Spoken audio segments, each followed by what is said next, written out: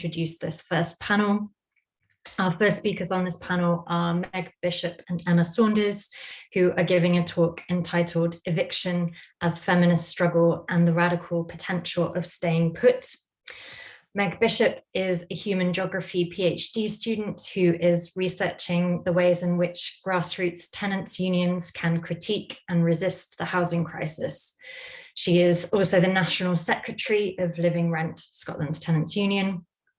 Meg is a scholar and activist using experience of organising to enrich her research to build capacity for activism. And Meg's work is always informed by radical feminist practice and aims to turn our ideal theories about the world into real change. And I know you've already met Emma, but I will just reintroduce. Emma is an organiser also for Living Rent and was part of the group of tenants who founded Living Rent back in 2016, inspired by her work with community organizations in France. She believes in the need to build powerful local communities with a network of international solidarity to fight for justice and better rights for all. And Emma has worked as a teacher, organizer, and researcher. So Meg and Emma, over to you. Thanks so much, Catherine, for introducing us. So I'm going to start by just introducing really some of the research that I've been doing so far, which is based on the inspiring work of Living Rent in supporting members throughout the pandemic in resisting evictions. My work was highlighting the failures of the Scottish Government to protect renters from eviction. And what I want to talk about today is the very gendered experiences of union members in resisting their eviction. So as a scholar activist, it builds on an academic background, but the focus for today is on real stories and experiences of Living Rent members. So the idea of a binary between public and private and masculine and feminine spaces is quite an outdated assumption. However, patriarchy and capitalism, racism still overwhelmingly impact those of us that are not men. And this also manifests in housing. So some examples of this could be that those bearing the brunt of austerity are overwhelmingly women. High rents and a lack of affordable housing trap many people in abusive relationships, unable to escape domestic violence. Or also there are limits to finding suitable accommodation when you're being evicted, and there's a real time pressure there. Research by Vicky Cooper and Kirstine Payton, who is here today, also highlighted the links between evictions and austerity measures, which saw evictions rise to a peak of 150 a day in England and Wales in 2015 during the Conservatives' welfare reforms. Elsewhere in the world, Matthew Desmond did some really in-depth studies of households experiencing eviction. There were some weaknesses in how it actually linked to the functioning of the housing market, but what it really did show very clearly was that those most likely to experience their eviction are single mothers and particularly women of colour. The book also showed that eviction forces tenants into cycles of precarity, with the same households often being evicted multiple times throughout their life course. So to evict someone from their home is to remove that fundamental right for shelter, but it's more than that too. It's about ripping someone from their community, from their networks of support, services such as healthcare and education too, which are so integral to our functioning as human beings. And then during the pandemic, a new thing came in as well. We had to ask questions such as, how can you quarantine without a home? The Scottish Government heard some of these concerns and made the claim that no tenant should be evicted because of financial hardship and arrears accrued during the pandemic. They also introduced an evictions moratorium in the winter of 2020, which was meant to prevent evictions from being enforced. So I wanted to explore if that was actually the case and if the reality matched their promises. And I'm sure you can guess it didn't. So I examined the court records and saw that there were 405 eviction hearings throughout the pandemic, starting from the first lockdown to when the evictions moratorium came to an end on the 17th of May this year. 405 hearings, of which 277 eviction orders were granted. And of those that were granted, 155, which is about 68%, of all evictions were granted because the tenant was in more than 3 months of arrears. So clearly, the promises were just lip service to tenants. But I didn't just look at court records, I also interviewed Living Rent members who are working to resist evictions, including their own. So I want to briefly focus on two stories from interviewees.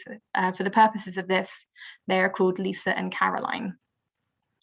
So to start with, Lisa never actually wanted to challenge her eviction. The landlord was wanting to sell the property and she was happy to go, but what she did need was more time to actually find sustainable and suitable accommodation for her and her vulnerable son.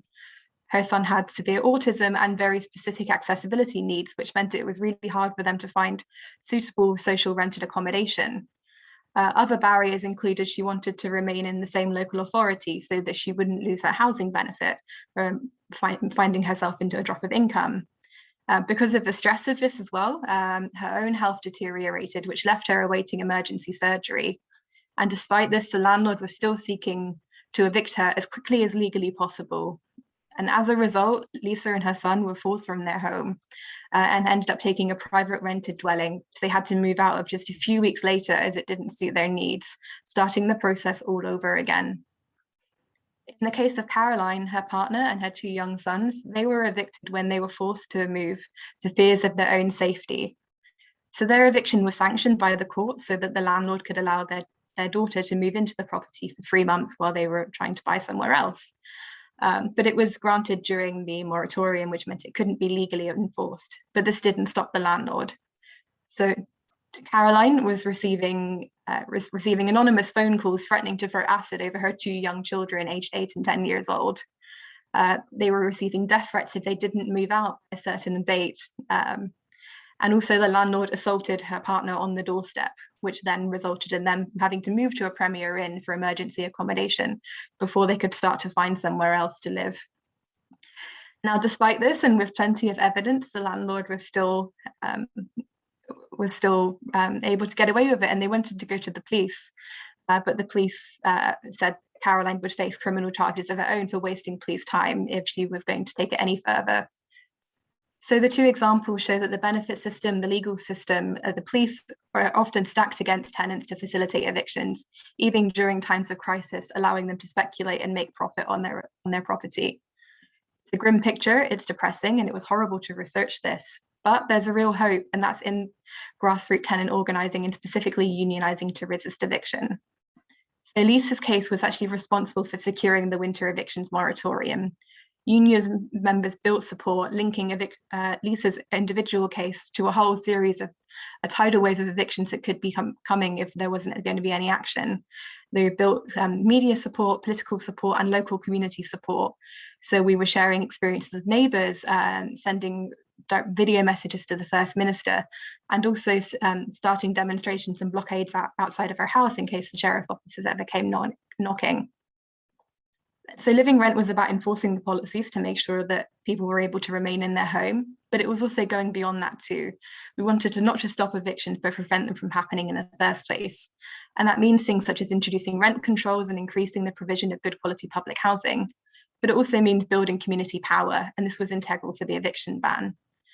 In an interview, one of my people I was speaking to gave me this amazing quote, which has stuck with me, which is, "When the sheriff officers come knocking, your neighbours can be your best and most intelligent barricade." And that means not just the practical elements of blocking the sheriff officers, but it means building connections that make demonstration a bit more than theatre. So there are times when being radical means standing up to the sheriff officers and it means standing up to the police, but there are many more times when it means just talking to your neighbour. The connections we make build and reinforce community, and not least when you're doing this as a union. Talking to one another helps us dispel the myths that we encounter, saying that our housing problems are based on our own individual failings. Talking to one another, we learn that it's not just us, but structural forces that actually prevent us from being able to live in dignity in our housing. And I think feminist approaches are really integral here and have become really important to the way that Living Rent work. So to talk a bit more about this briefly, I'm going to speak to our lovely organiser, Emma. Great. Yeah, really powerful. Yeah, I think Meg, you did like a fantastic job of like really connecting as well, sort of like the problems to who it affects the most, and like being aware that all these issues aren't like equally distributed, and who we are means that we will be affected by housing in loads of different ways. And part of the vision around Living Rent is like, we're organizing on issues, but we're also trying to build that collective solidarity that Meg introduced, and really thinking through, okay, yes, it's about challenging housing. Yes, it's about standing against evictions. It's about standing against high prices, etc. But what does it mean to do that collectively in a feminist way? And here, I guess I wanted to reflect maybe a bit more personally on like what that has meant for me, and like what are the principles that as an organizer I try and work with. And it's a bit of a shame because I can't see there's like 49 participants in this room. I'm like, it would be great to be able to like connect a bit more, because I guess for me that's one of the crucial things in organizing, is building those relationships of trust, building relationships where we hold each other accountable. We're able to hear if there's a need to step back or a need to step forward, and we're able to support people taking up leadership positions, having clear roles, and doing things they haven't done before. And I think that's what has been the most inspiring thing for me in being part of Living Rent, but also in listening to all like the experience of radical unions throughout the world, is seeing how if you do support people, they will blow your mind and like just explode in imagination, hope, and ambition. And I think that's what I really, really want us to nurture, is that ability to dream different worlds. And I think that's why it's so wonderful to also have artists and filmmakers and activists here, because I think that's what we do share in common, is thinking through the different worlds we need. And so for me, that means, okay, taking the time to really work with people around, where are they at? What's important? Okay, what would you like to see change? Okay, how can you see it change? Great. Can we do this together? And having these conversations where you start with issues and sort of like politics with that small p, and then build that vision of how we can address them together, is really what I hope we can embody in Living Rent, but in unions and like groups more broadly.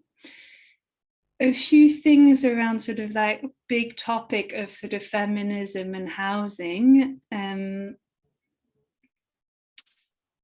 I guess for me, feminism has always been about, asking for radical change that is about fighting the patriarchy, but also is about fighting capitalism. And homes are a crucial site of capitalist reproduction now, and that like they have become such commodities. And I think, and I hope that within each of those worlds we need, we can also remember, okay, what would it look like for homes not to be a commodity? And what would it look like for homes to be really that place where we can stay put and where we can like live those fulfilled lives? The last thing is sort of, what does it mean to build power in a feminist fashion? And again, I think there's loads of answers there. I've given a few here around like, starting with the everyday, starting with the issues that affect us, and really developing the leadership qualities in everyone and giving clear roles and clear responsibilities. But I'm really, really keen to reflect more on that, because I think that's a crucial challenge around how do we build power, because that's necessary, but how do we do it in a radical and feminist way? There we go. I think I'm on time. Perfect. Thank you so much, Meg and Emma, for starting us off by centering this question of what it means